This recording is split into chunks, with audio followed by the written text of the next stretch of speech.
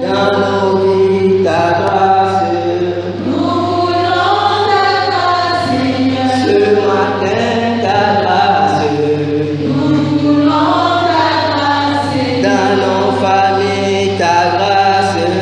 Nous voulons ta grâce, Seigneur. Dans nos projets, ta grâce.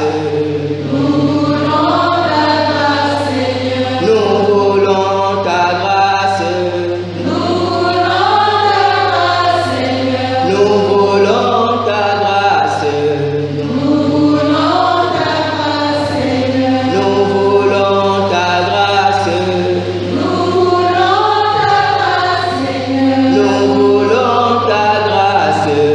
Nous voulons ta grâce, Seigneur. Seigneur éternel, Seigneur Jésus, tu as dit à tes disciples, sans moi vous ne pouvez rien faire. Et ce matin, nous sommes réunis en ton nom, cher Saint-Esprit de Dieu. Et nous sommes conscients que sans toi, cette réunion est vaine. Nous sommes conscients que sans toi, cette réunion-là n'aura pas de sens, Seigneur éternel. C'est pour ça que nous crions à toi ce matin. Nous avons besoin de toi, cher Saint-Esprit. Nous avons besoin que tu prennes le plein contrôle de tout ce qui se fera ce matin. Nous avons besoin que tu prennes le plein contrôle de nos cœurs. Saint-Esprit, je me tiens devant toi ce matin comme un serviteur inutile, afin que toi seul tu te manifestes, afin que toi seul tu parles à ce peuple. Roi éternel, nous te supplions. Manifeste-toi, tendre Père. Au nom puissant de Jésus. Amen. Ok, le thème de ce matin, c'est comprendre la consécration aujourd'hui. Comprendre la consécration aujourd'hui. Je nous rappelle que c'est une étude. On va carrément faire ça comme une étude parce que c'est un sujet très délicat, vous allez comprendre. C'est un sujet très délicat, donc nous allons lire beaucoup de versets bibliques. Hein? Et je vais nous conseiller de faire comme les chrétiens de Béret, arriver chez nous de vérifier ces versets bibliques, parce que ce sont des choses fondamentales. Et il est important que nous regardions bien ces choses à la lumière de la parole de Dieu. Amen. Nous prenons notre texte dans Acte 6, versets 2 à 6. Notre premier texte, nous avons deux textes. Le premier texte, c'est Acte 6, versets 2 à 6. Je lis la parole de Dieu. Les 12 convoquèrent la multitude des disciples et dirent: il n'est pas convenable que nous laissions la parole de Dieu pour servir aux tables.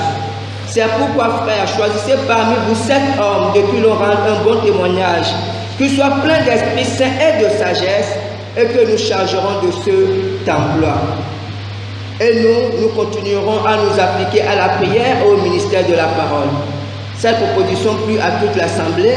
Ils élurent Étienne, homme plein de foi et d'Esprit Saint, Philippe, Procor, Nicanor, Timon, Parnéas et Nicolas, prosélytes d'Antioche, et ils les présentèrent aux apôtres qui, après avoir prié, leur imposèrent les mains. Amen. Le second texte est dans 2 Corinthiens 5, versets 14 à 15. 2 Corinthiens 5, versets 14 à 15. Car l'amour de Christ nous presse, parce que nous estimons que si un seul est mort pour tous, tous donc sont morts, et qu'il est mort pour tous, afin que ceux qui vivent ne vivent plus pour eux-mêmes, mais pour celui qui est mort et ressuscité pour eux. Amen. Voici les deux passages que nous avons ce matin.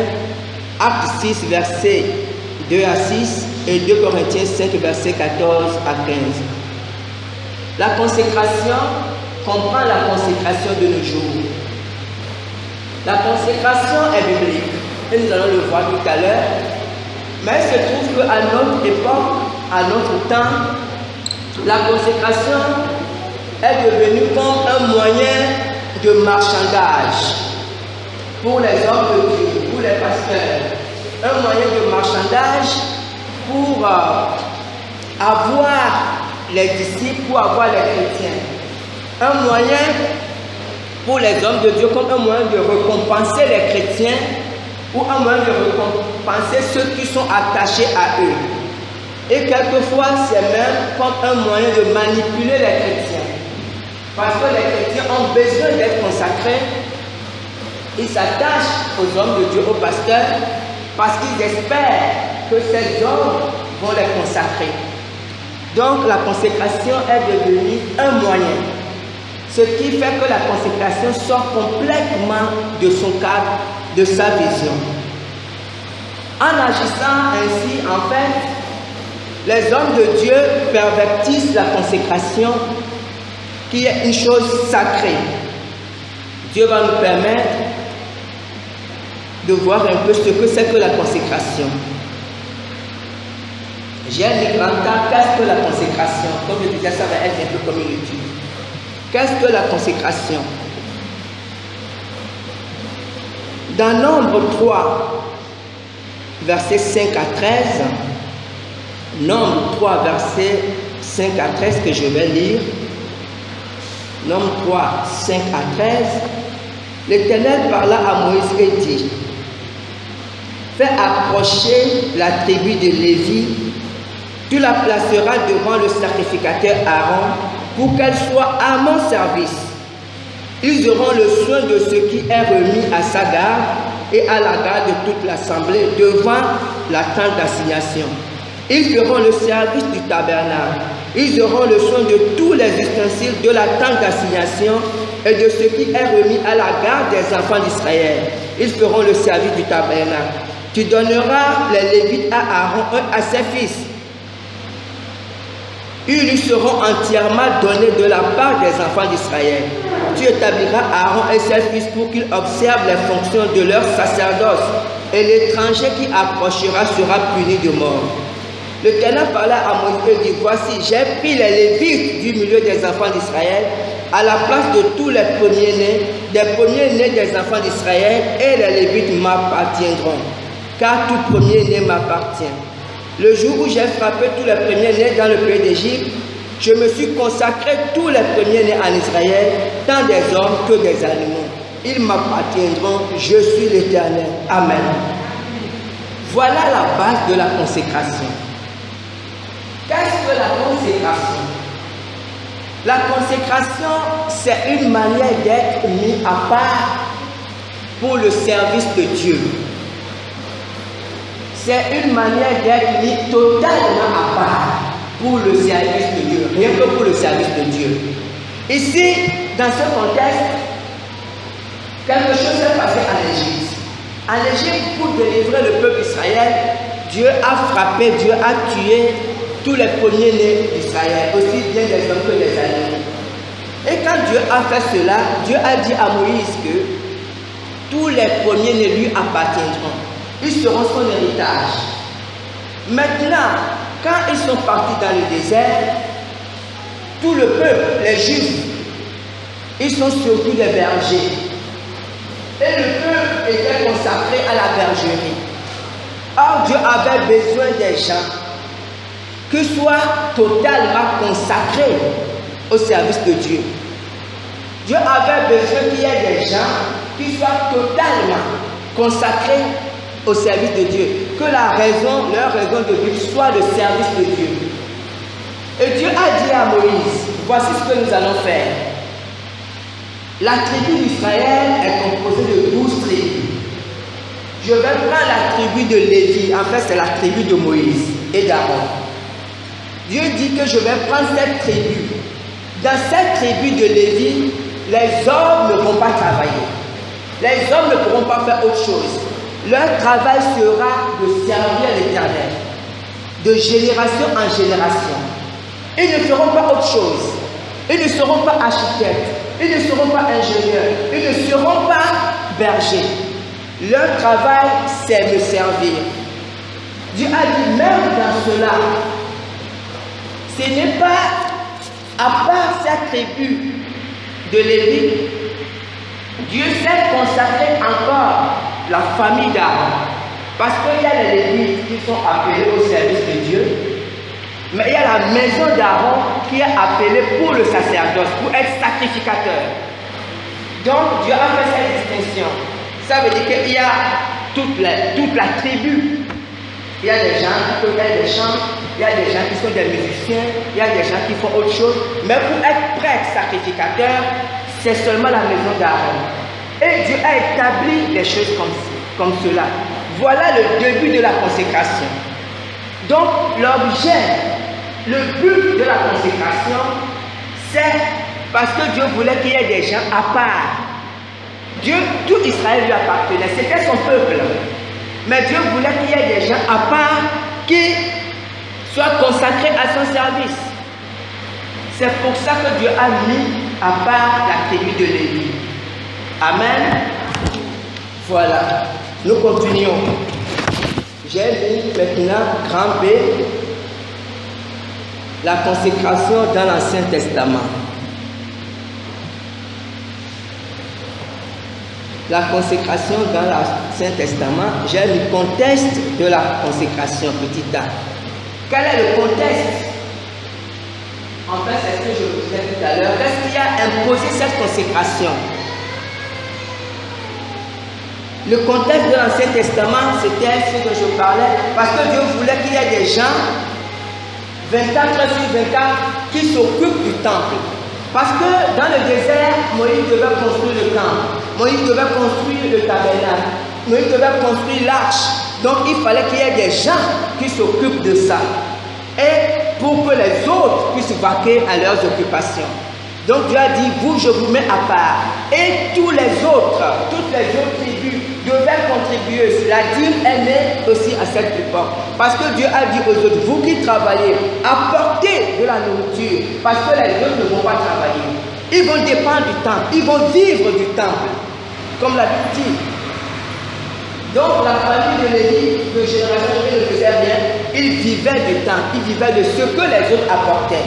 Et ceux que les autres qui travaillaient apportaient des choses pour cette famille. Lisons Nombre 3, qu'on venait de lire, juste le verset 11 à 13. Nombre 3, verset 11 à 13. L'Éternel parla à Moïse et dit, voici, j'ai pris les Lévites du milieu des enfants d'Israël à la place de tous les premiers-nés, des enfants d'Israël, et les Lévites m'appartiendront, ça on venait de le lire, car tout premier-né m'appartient le jour où j'ai frappé tous les premiers-nés dans le pays d'Égypte. Je me suis consacré tous les premiers-nés en Israël, tant des hommes que des animaux, ils m'appartiennent, je suis l'Éternel. Après, lisons maintenant Exode 28, verset 1 à 2. Exode 28, verset 1 à 2. Fais approcher de toi Aaron ton frère et ses fils. Et prends-les parmi les enfants d'Israël pour les consacrer à mon service dans le sacerdoce. Aaron et les fils d'Aaron, Nadab, Abihu, Éléazar et Itamar. Tu feras à Aaron ton frère des vêtements sacrés pour marquer sa dignité et pour lui servir de parure. Amen. Donc nous voyons que Dieu a défini d'abord un cadre général. Ses serviteurs, c'est un cadre général, toute la tribu de Lévi. Parce que dans la maison, c'est un peu comme ce que je disais tantôt en parlant des pôles, que Dieu a établi les gens. Dieu ne veut pas qu'un pasteur fasse tout. Dieu ne donne pas ce pouvoir à un pasteur. Dieu établit plusieurs personnes pour qu'il y ait l'équilibre. Et ici, Dieu a dit d'abord à Moïse, il dit, toute la tribu de Lévi m'appartient, je les prends à mon service. Même elle est à la disposition d'Aaron et de ses enfants, parce que Aaron sera consacré au sacerdoce. Aaron sera sacrificateur, et de génération en génération, ses enfants après lui, ils seront sacrificateurs, et les autres seront à leur service, parce qu'ils vont travailler dans le temple. Vous savez? Donc, c'est comme ça que le clergé est né. Le clergé, je vais expliquer ce que c'est tout à l'heure. Donc, c'est comme ça que le clergé est né. Dieu, quand Dieu a ordonné la consécration d'Aaron et de ses enfants, quand Dieu a ordonné, quand Dieu a mis à part la tribu de Lévi, Dieu a fait naître le clergé. Qu'est-ce que le clergé? Selon le dictionnaire, j'ai vu dans le dictionnaire a dit Le clergé est l'ensemble du corps social et religieux constitué par les ministres ordonnés et institués que l'on appelle les clercs, les fidèles étant désignés par le terme de laïc. Le clergé, je vais redire, le clergé, on voit ça beaucoup chez les catholiques et dans les églises orthodoxes. Le système de clergé, ça vient un peu de l'Ancien Testament. C'est ce système qui met à part les prêtres. On a par exemple, on prend l'église catholique, puisqu'on est église catholique pour la plupart d'entre nous. Quand on prend l'exemple de l'église catholique, les prêtres sont à côté et le peuple qu'on appelle les laïcs sont à part. Disons qu'un laïc ne peut jamais devenir prêtre, sauf qu'il va faire la formation des prêtres. Vous comprenez? Donc c'est ça le clergé. Donc c'est un système qui sépare, qui met une distinction entre les enfants de Dieu, entre les hommes. Il y a d'un côté les hommes de Dieu, entre juifs, les gens qui connaissent la parole de Dieu, les gens qui ont la révélation de Dieu, et les autres qui sont des laïcs, qui sont obligés de recevoir la révélation chez le clergé. Donc ce système est né dans l'Ancien Testament, et on verra plus tard, tout à l'heure, qu'on va parler du cas du Nouveau Testament. Donc ce qui fait qu'il y a l'église, il y a les pasteurs et il y a le peuple. C'est un mauvais système. On verra tout à l'heure pourquoi. Parce que dans ce système, la plupart du temps, le clergé, ceux qui sont les clercs justement, se mettent au-dessus du peuple. Parce qu'ils sont censés, et c'est ce que Jésus dénonçait quand on lit Matthieu 23, Jésus disait hypocrite, pharisiens, vous êtes hypocrites.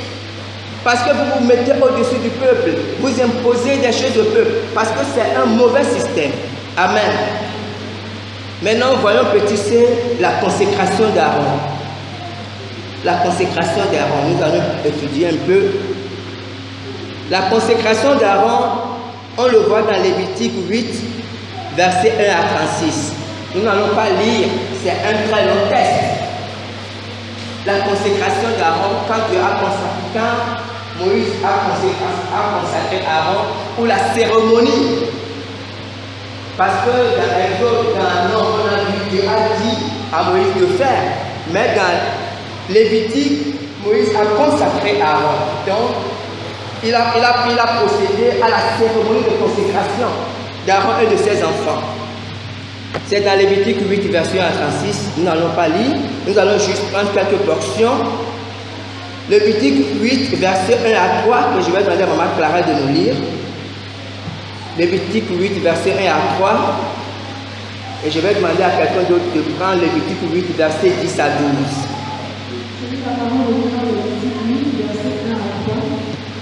L'Éternel parla à Moïse et dit, prends Aaron et ses fils avec lui, les vêtements, l'huile d'onction, le taureau expiatoire, les deux béliers et la corbeille de pain sans levain, et convoque toute l'assemblée à l'entrée de la tente d'assignation. Merci maman. Je peux donner à maman Lisa. Lévitique 8, verset 10 à 12.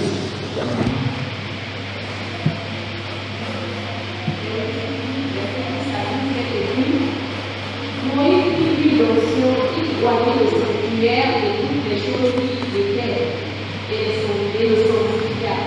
Il a pris 7 fois l'aspersion sur l'autel, et il voyait l'autel et tous ses ustensiles, et la plut avec sa base afin de les sanctifier.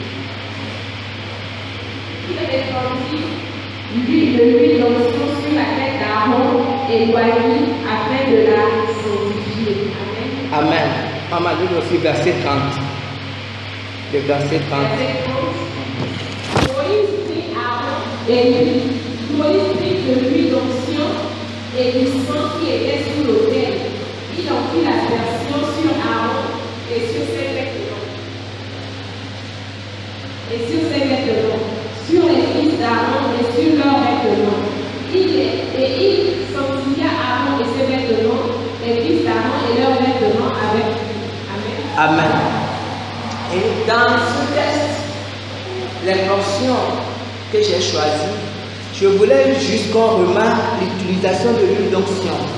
Il y avait beaucoup de choses. Je vous conseille de lire tout le texte, un texte, de voir comment Moïse a consacré Aaron son frère. Il y a beaucoup de symboles, ce n'est pas l'objet de ce matin, mais on voit notamment l'utilisation de l'huile d'onction. L'huile d'onction qui est le symbole du Saint-Esprit. L'huile d'onction, c'est le symbole. Ça représentait le Saint-Esprit dans l'Ancien Testament. Vous allez comprendre pourquoi je dis ça quand on va continuer. Si petit b, la consécration du prophète Élie, petit d. La consécration du prophète Élisée plutôt. Je vais lire juste quelques portions. La consécration du prophète Élisée, 1 Roi 19, verset 16. 1 Roi 19, verset 16. Je lis la parole de Dieu. Tu prendras aussi Jéhu, fils de Nimshi, pour roi d'Israël, et tu prendras Élisée, fils de Shaphan, d'Abdel Meola, pour prophète à ta place. Lisons maintenant 1 Roi 19, toujours, versets 19 à 20. Élie partit de là, et il trouva Élisée, fils de Shaphan, qui labourait. Il y avait devant lui 12 paires de bœufs, et il était avec la 12e. Élie s'approcha de lui et il jeta sur lui son manteau. Élisée quitta ses bœufs, courut après Élie et dit: laisse-moi embrasser mon père et ma mère, et je te suivrai. Élie lui répondit: va et reviens, car pense à ce que je t'ai fait. Amen. Lisons maintenant, je vais peut-être demander à Marc de lire ça, 2 Rois 2, versets 6 à 15. Je vais nous expliquer pourquoi on lit ces passages. 2 Rois 2, versets 6 à 15. Je lis la parole de Dieu dans 2 Rois 2, versets 6 à 15. Élie lui dit: reste ici, je te prie, car l'Éternel m'envoie au Jourdain. Il répondit: l'Éternel est vivant et ton âme est vivante. Je ne me quitterai point. Et ils poursuivirent tous deux leur chemin. 50 d'autres fils des prophètes arrivèrent et s'arrêtèrent à distance vis-à-vis, et eux deux s'arrêtèrent au bord du Jourdain. Alors Élie prit son manteau, le roula, et on frappa les eaux, qui se partagèrent ça et là, et ils passèrent tous deux à sec. Lorsqu'ils eurent passé, Élie dit à Élisée: demande ce que tu veux que je fasse pour toi, avant que je sois enlevé avec toi. Élisée répondit: qu'il y ait sur moi, je te prie, une double portion de ton esprit. Élie dit: tu demandes une chose difficile, mais si tu me vois pendant que je serai enlevé avec toi, cela t'arrivera ainsi. Sinon, cela n'arrivera pas. Quand il continuait à marcher en parlant, voici un char de feu et des chevaux de feu les séparèrent l'un de l'autre, et Élie monta au ciel dans un tourbillon. Élisée regardait et criait: mon père, char d'Israël et cavalier. Et il le dit: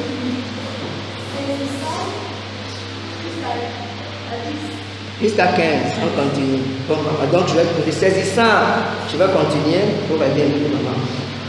Saisissant alors ses vêtements, il les déchira en 2 morceaux et il releva le manteau qu'Élie avait laissé tomber.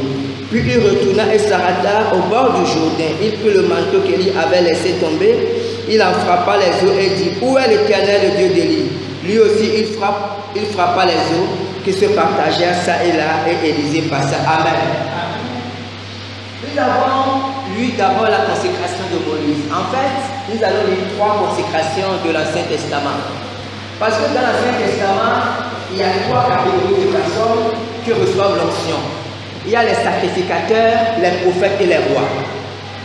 Parce qu'à cette époque, le Saint-Esprit ne pouvait pas habiter encore dans l'homme. Donc le Saint-Esprit était réservé pour ces 3 catégories de personnes. Les sacrificateurs, c'est ce que nous avons vu avec Aaron, il est le prophète consacré. Les prophètes, parce qu'ils servent Dieu. et les rois parce qu'ils servent Dieu aussi, du temps d'Israël. Ils servent Dieu, ils servent le peuple en servant Dieu. Donc ce sont ces trois catégories de personnes qui recevaient le Saint-Esprit. Et ici, l'histoire d'Élisée est une excellente histoire. Si Dieu nous fait la grâce un jour de parler d'Élisée, nous allons apprendre beaucoup de choses sur son option, sur l'homme de Dieu qu'il est devenu. Vous voyez, aussi bien en ce qui concernait Aaron ou Élisée, c'est au début, c'est toujours Dieu qui parle. Dieu a dit à Moïse, prends ton frère Aaron. Et Dieu a dit à Élie, va choisir Élisée ou Élisée à ta place. C'est très important. Parce que l'ordre vient toujours de Dieu. Aucun homme de Dieu, quel que soit son niveau, même Moïse, ne pouvait pas décider de lui-même de prendre un tel ou un tel et de le consacrer. C'est Dieu qui décide, c'est Dieu qui choisit. Donc en amont, il y a d'abord le choix de Dieu sur quelqu'un. Et ici, Dieu, Élie est arrivé au bout de son aventure avec Dieu, mais il ne pouvait pas partir sans avoir un remplaçant. Comme je disais tantôt, parce qu'à cette époque, il y avait une seule personne qui pouvait avoir l'option, qui pouvait être prophète de Dieu dans le peuple, et c'est Élie qui était le prophète. Il y avait d'autres petits prophètes, mais le prophète qui représentait Dieu, c'était Élie. Et il fallait qu'il y ait quelqu'un d'autre. Et Dieu a choisi Élisée. Et l'histoire d'Élisée est très importante, intéressante, parce que quand Élie est parti, on voit que Élie n'a pas parlé à Élisée. La Bible dit Élisée, il était quoi? Il était cultivateur. Et Élisée, on peut dire qu'il sortait d'une famille aisée. Parce que la Bible nous dit qu'il avait devant lui 12 paires de bœufs. Même aujourd'hui, si quelqu'un a 12 paires de bœufs, on sait que la personne doit être costaud. Et il labourait, il était avec la 12e paire de bœufs, donc devant lui il y avait les 2 paires de bœufs. Et quand Élie est venu, Élie a juste jeté son manteau sur lui. Et on voit la promptitude avec laquelle Élisée a réagi. Dieu nous permet de parler un jour d'Élisée. S'il est devenu l'homme de Dieu qu'il est devenu, parce que ça a commencé au début. À sa conversion, il avait ces 12 paires de bœufs. Il était en train de travailler. Et voilà que l'homme de Dieu dit, il jette seulement son manteau. Celui là dit que Dieu m'a dit, il n'a même rien dit, il a seulement jeté son manteau. La Bible dit, Élisée lui a dit, laisse-moi juste le temps d'aller saluer mes parents. D'aller dire au revoir à mes parents. Et Élisée a couru, il est parti. Si on l'a on verra qu'après, il a sacrifié 2 bœufs et il a suivi Élie. Vous comprenez? C'est que c'est ça la consécration. Dès le départ, il a changé radicalement de vie. Il avait sa vie. Il avait sûrement ses projets. Mais quand Dieu l'a appelé, aussitôt Dieu l'a appelé, aussitôt il a promptement répondu et il a abandonné tout. Ses parents, ses bœufs, il avait tout abandonné et il a suivi Élie. Extraordinaire. Et on a sauté beaucoup de choses. Nous voilà maintenant vers la fin de l'histoire d'Élie et d'Élisée. Élie devait partir. Élie n'a rien dit à Élisée. Et quand on voit dans l'histoire d'Élisée, d'Élie, Élie n'a jamais appelé Élisée pour lui dire, viens, je vais te consacrer. Élie n'a jamais procédé à une consécration dans la vie d'Élisée. Jamais. Élie a été un très bon formateur pour Élisée. On le verra un jour. Parce que Élie a appris à Élisée beaucoup de choses. Et Élisée était devenu un homme de Dieu solide.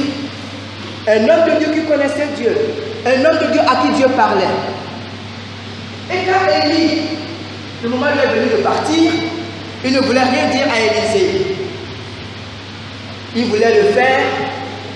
Mais il se trouve que Élisée aussi savait, parce que le même Dieu qui a dit à Élie de l'appeler, le lui avait dit qu'aujourd'hui, ton patron, ton maître va partir. Et Élie inventait des histoires. Il dit à Élisée, bon, reste ici, Dieu m'a envoyé ici. Élisée dit, rien, je vais te suivre. Où que tu ailles, j'irai avec toi. Donc les deux, Élie a inventé plusieurs. Élisée a dit, rien à faire, je suis avec toi. Et Élie a compris que Dieu avait parlé à Élisée. Et lui a dit, qu'est-ce que tu veux? Élisée lui a dit, ce que moi je veux, c'est la double portion de ton option. Extraordinaire. Si un fidèle aujourd'hui dit à son pasteur, je veux être plus puissant que toi, là c'est des problèmes. C'est des problèmes. Parce qu'aujourd'hui, comme s'il est au sommet. Non, c'est une très mauvaise compréhension de la parole de Dieu. Dieu appelle chacun, Dieu fait grâce à chacun selon une mesure. Et le souhait en réalité d'un bon homme de Dieu, il doit vouloir que ses enfants fassent plus que lui. Et c'est ce que Paul souhaitait pour Timothée. Et Élie a dit, ce que moi je veux avoir la double portion de ton onction. Parce que Élie savait que sa bénédiction, ou du moins sa consécration, ne venait pas de lui. Il faut qu'on comprenne bien. Ce n'est pas Élie qui consacre Élisée, c'est Dieu qui consacre. C'est Dieu qui consacre. C'est pour ça que Élie a dit cela à Élie. Parce que si c'était Élie qui consacrait Élisée, Élie ne pourrait jamais donner à Élisée 2 fois ce qu'il ne n'a pas. Puisque Élie est limité. Élisée dit, moi je veux 2 fois ce que tu avais. Élie va lui donner ça comment? Puisque lui-même n'avait pas ça. Parce que Élisée savait que la consécration venait de Dieu. Et que c'est Dieu qui consacrait. Et Élie lui a dit que tu demandes une chose difficile. Mais si tu nous vois partir, cela va t'arriver. Et quand on voit la vie d'Élisée, comme je disais tantôt, Élisée n'a jamais eu de consécration d'onction. Quand ils se sont séparés, c'était là qu'il a été consacré, quand il a récupéré le manteau d'Élie. Extraordinaire. Nous allons voir le dernier cas, la consécration de David, le roi David, dans 1 Samuel 16, verset 1 à 23. 1 Samuel 16, verset 1 à 23, nous n'allons pas lire tout le texte, nous notons le texte, nous allons le lire à la maison. Nous allons juste prendre quelques portions. D'abord 1 Samuel 16, le premier verset, c'est toujours bon de lire. L'Éternel dit à Samuel, quand cesseras-tu de pleurer sur Saül? Je l'ai rejeté, afin qu'il ne règne plus sur Israël. Remplis ta corne d'huile et va, je t'enverrai chez Isaïe Béthlémite, car j'ai vu parmi ses fils celui que je désire pour roi. Amen. Donc on voit que dans le cas de David, c'est aussi Dieu qui parle. Il faut toujours que Dieu parle. Samuel était un grand sacrificateur, un grand prophète. L'un des plus grands prophètes d'Israël est connu. Parce que Samuel a vu tout le règne de Saül et Samuel a vu le règne de David. Un grand sacrificateur devant l'Éternel. Et quand Samuel est mort, Israël a beaucoup pleuré parce qu'il était un père pour le peuple d'Israël. Mais même Samuel n'avait aucune idée de celui que Dieu devait choisir. Samuel n'a pas décidé de lui-même. Samuel était accroché à Saül parce qu'il savait que c'était Saül que Dieu avait choisi à cette époque. Et Saül s'était éloigné de Dieu. Mais Samuel espérait que Dieu pardonne à Saül.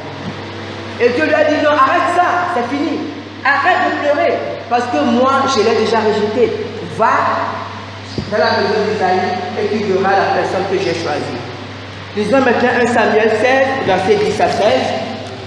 Verset 10 à 13. Ésaïe fit passer ses 7 fils devant Samuel. Et Samuel dit à Ésaïe, l'Éternel n'a choisi aucun d'eux. Puis Samuel dit à Ésaïe, sont cela tous tes fils? Et il répondit, il reste encore le plus jeune, mais il fait perdre les brebis. Alors Samuel dit à Ésaïe, envoie le chercher, car nous ne nous placerons pas avant qu'il ne soit venu ici. Isaïe l'envoya chercher, or il était blond, avec des beaux yeux et une belle figure. L'Éternel dit à Samuel, lève-toi, oins-le, car c'est lui. Samuel prit la conduite et il oignit au milieu de ses frères. L'Esprit de l'Éternel saisit David à partir de ce jour, et dans la suite, Samuel se leva et s'en alla à Rama. Amen. Très intéressant. Nous avons les 3 consécrations de l'Ancien Testament. Et dans ces 3 consécrations, à chaque fois, au début, le Seigneur donne une parole. Le Seigneur choisit un homme. Et quand le Seigneur choisit un homme, le Seigneur donne ordre au sacrificateur, au prophète, d'aller prendre cette personne. Nous avons dit que le camp d'Élisée était un peu atypique. mais c'était le même esprit. Parce que ce qui est important en réalité, ce n'est pas vraiment le cérémonial, c'est ce que Dieu dit. Dieu dit, va oindre, parce qu'il y a la parole de Dieu qui sort. Et on voit dans le cas de David quelque chose d'intéressant. David, tout comme Élisée, était occupé, était en train de vaquer à cette occupation. David était berger et il s'occupait des brebis de son père. Mais la Bible dit que dès qu'il est venu, dès qu'il a reçu l'onction, le Saint-Esprit l'a saisi à partir de ce jour-là. Et quand on voit l'histoire de David, on verra que c'est quelque temps après qu'il est parti qu'il a combattu Goliath. Parce qu'il a reçu l'onction. Et je disais que parce que l'onction à cette époque, c'était l'image du Saint-Esprit. Et pour que les gens reçoivent le Saint-Esprit sur eux, il fallait qu'ils soient oints Dieu. Amen. C'est très important de retenir ça. Maintenant, nous allons voir la consécration dans le Nouveau Testament. Nous allons voir quelques modèles de consécration dans le Nouveau Testament.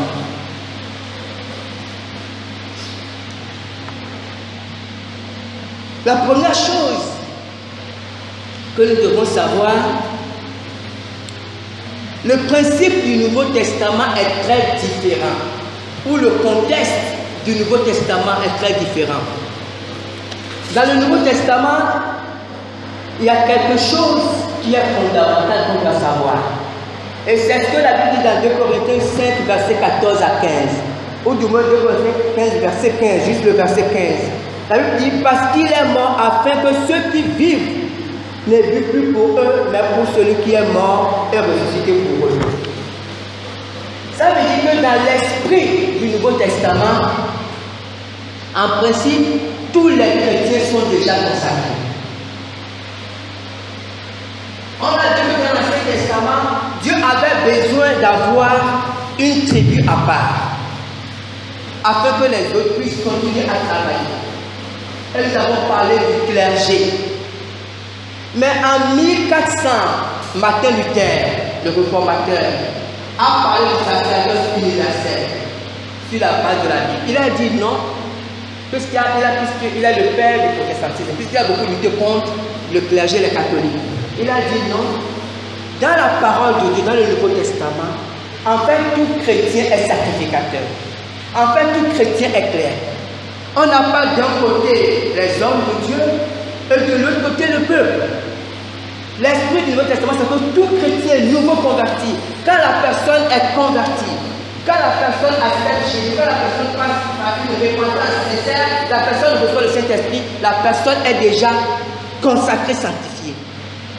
C'est la grande différence entre l'Ancien et le Nouveau Testament.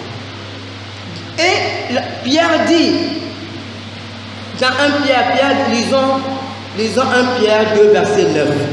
1 Pierre 2, verset 9. Vous, au contraire, vous êtes une race élue, un sacerdoce royal, une nation sainte, un peuple acquis, afin que vous annonciez les vertus de celui qui vous a appelé des ténèbres à son admirable lumière.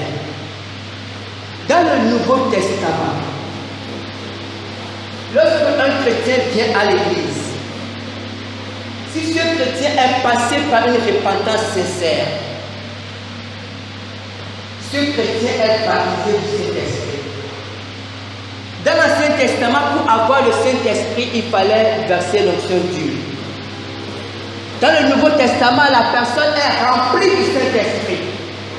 C'est pour ça que quand vous parlez le Nouveau Testament, vous ne verrez pas. Le seul endroit où Jacques a parlé d'onction d'huile, c'est pour les malades. Parce que l'onction d'huile, ce n'est pas que c'est mauvais, on l'utilise. Mais les chrétiens en sont déjà remplis. S'ils sont de véritables chrétiens du monde, s'ils sont passés par la nouvelle naissance, s'ils ont accepté réellement Jésus, ils sont déjà consacrés. Comprenez? Ils sont déjà consacrés. Chaque chrétien de nouveau est consacré, est mis à part pour Dieu, est mis à part pour Jésus, déjà consacré. C'est pour ça, regardons maintenant dans Actes 6, la consécration des premiers diacres. La consécration des premiers diacres dans Actes 6, le texte que nous avons lu tout à l'heure au début. Les 12 convoquaient la multitude des disciples et dirent: il n'est pas convenable que nous laissions la parole de Dieu pour servir aux tables. C'est pourquoi, frères, choisissez parmi vous 7 hommes de qui l'on rende un bon témoignage, qui soient pleins d'Esprit Saint et de sagesse, et que nous chargerons de cet emploi. Et nous continuerons à nous appliquer à la prière et au ministère de la parole. Cette proposition plut à toute l'assemblée. Ils élurent Étienne, homme plein de foi et d'Esprit Saint, Philippe, Procor, Nicanor, Timon, Panéa et Nicolas. Nicolas prosélyte d'Antioche. Il les présentait aux apôtres qui, après avoir prié, leur imposèrent les mains. C'est la première consécration du Nouveau Testament, après que Jésus soit parti. Revoyons un peu le contexte ici. Ici, il est arrivé avec, on va dire quoi, avec la croissance numérique de l'Église. Ils étaient à plus de 5000 et il y avait beaucoup de problèmes, comme on dit ça, problèmes d'argent, problèmes des veuves, des orphelins et beaucoup de problèmes d'intendance, comme on dit. Et à un moment donné, les apôtres étaient obligés de s'occuper de ces problèmes.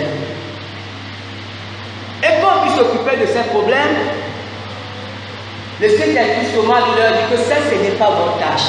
Parce que les apôtres, en réalité, ils faisaient tout. Ils s'occupaient de la parole, ils priaient, mais en même temps, ils s'occupaient des problèmes d'intendance. Ils étaient mal débordés. Et ils se sont dit, non, là, ce n'est pas normal. Il faut que nous trouvions des gens. Et qu'est-ce qu'ils ont dit? Ils disent qu'il faut que nous trouvions des gens qui soient remplis de Saint-Esprit de sagesse. Que nous faisons, que nous chargerons de cet emploi. Vous comprenez? Ce n'est pas des gens qui devaient consacrer. Des gens étaient déjà consacrés. La Bible dit qu'ils ont trouvé Étienne en plein d'esprit saint de sagesse. Quelle onction ils vont lui donner encore? Et la Bible dit quoi? Quand ils les ont appelés, ils ont fait quoi? On va voir, ils leur ont imposé la main. C'est pour les recommander à Dieu. Quand on prie, on est pour recommander à Dieu. On les remet entre les mains pour que Dieu les aide dans leur mission. Ils étaient déjà consacrés. Il n'y a pas besoin qu'on leur fasse une onction qui signifie, qui est le symbole du Saint-Esprit. Ils étaient déjà remplis du Saint-Esprit. Et on doit faire attention. Et quand on parcourt le Nouveau Testament, lisez un peu la consécration de Timothée. La consécration de Timothée, en fait, la Bible n'en fait pas vraiment état. On ne sait pas ce qui s'est passé. Mais Paul en parle brièvement. Dans 1 Timothée 4, verset 14. Paul fait juste référence à ça quand il donnait des conseils à Timothée. Il dit, ne néglige pas le don qui est en toi, qui t'a été donné par prophétie avec l'imposition des mains de l'assemblée des anciens. Le don que tu as reçu, parce que quand on impose les mains, des fois on communique, on peut communiquer des dons. Ce n'est pas une consécration. Il dit qu'il t'a été donné par imposition des mains, parce que c'est une manière de libérer l'homme de Dieu, de libérer la femme de Dieu. En fait, c'est quand ce qu'on fait comme dans les ministères, on installe quelqu'un dans sa fonction. Mais quand c'est à l'église, on laisse la présence du Saint-Esprit pour que le Saint-Esprit l'accompagne, et que le Saint-Esprit l'aide. Amen. Regardons aussi un autre, la consécration, si on veut, de Paul et de Barnabas, qu'on voit dans Acte 13. Verset 1 à 4. Acte 13, verset 1 à 4. Il y avait dans l'église d'Antioche des prophètes et des docteurs. Barnabas, Simeon, appelé Niger, Lucius de Cyrène, Manaël, qui avait été élevé avec Hérode le Tétrarque, et Saul. Pendant qu'ils servaient le Seigneur dans leur ministère et qu'ils jeûnaient, le Saint-Esprit dit, mettez-moi à part Barnabas et Saul, pour l'œuvre à laquelle je les ai appelés. Alors, après avoir jeûné et prié, ils leur imposèrent les mains et les laissèrent partir. Barnabas et Paul, envoyés par le Saint-Esprit, descendirent à celui-ci, et de là, ils s'embarquèrent pour l'île de Chypre. Amen. Vous voyez, c'est très important. Et c'est la même chose qu'on retrouve, et quand on parcourt tout, en tout cas tout le Nouveau Testament. Ce qui se fait dans le Nouveau Testament, Il y a des occasions où on peut quitter le fonction. Dans le cas de maladie et d'autres cas, ou pour sanctifier, on a vu ce que, on a vu comment Moïse l'a fait pour sanctifier les vêtements. Mais en ce qui concerne dans le Nouveau Testament, pourquoi ne consacrer plus les gens? Parce que les gens sont déjà consacrés. Si du moins, ils sont de véritables chrétiens. Parce que quand on est un véritable chrétien, notre vie, en principe, est consacrée à Dieu. Indépendamment de l'homme de Dieu, notre vie est consacrée à Dieu. Nous avons une relation avec Dieu et Dieu nous parle. Maintenant, ce que les autres ont fait, on voit ici le cas de Barnabas et de Paul. Ici, ils étaient des apôtres. Il n'y avait pas quelqu'un qui était supérieur à l'autre.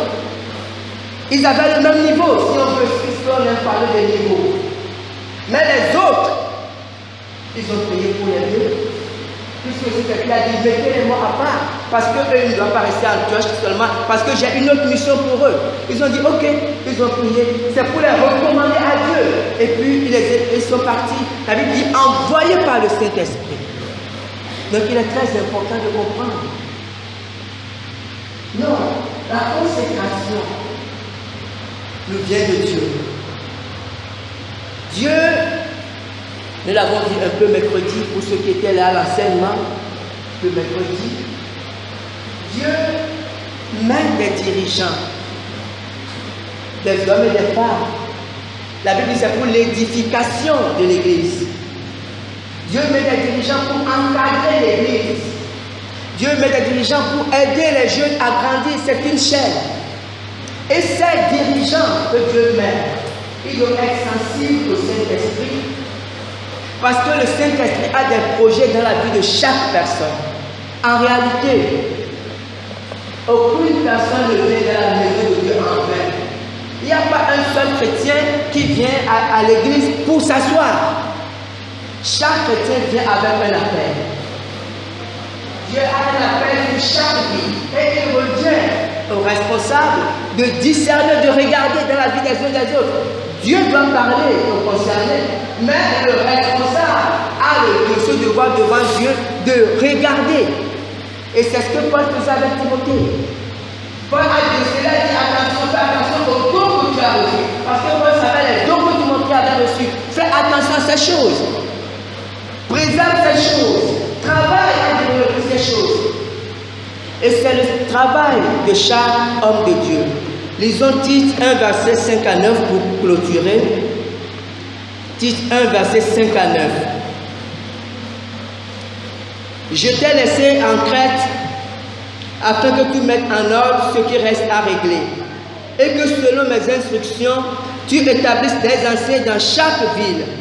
Si tu trouves quelque homme irréprochable, mari d'une seule femme, ayant des enfants fidèles, qui ne soit ni accusé de débauche, ni rebelle, car il faut que le vêtement soit irréprochable, comme économe de Dieu, qu'il ne soit ni arrogant, ni colère, ni adonné au vin, ni violent, ni porté à un gain déshonnête, mais qu'il soit hospitalier, ami des gens de bien, modéré, juste, saint, tempérant, attaché à la vraie parole telle qu'elle a été enseignée, afin d'être capable d'exhorter selon la saine doctrine et de refuter les contradicteurs. Amen. Et ça, c'est ce que Paul a dit à Tite. Parce que, effectivement, Paul a encadré Timothée, Tite, Philémon et d'autres personnes.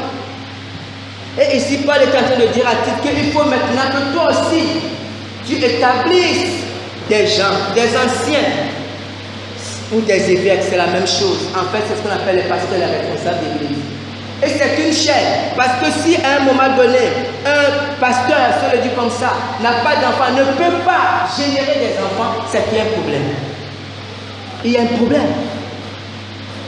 Parce qu'il faut, si c'est Dieu qui l'a appelé, il faut quand même Dieu lui dise que voici à telle personne que tu dois introduire dans leur ministère. Amen. Et que Dieu bénisse sa parole.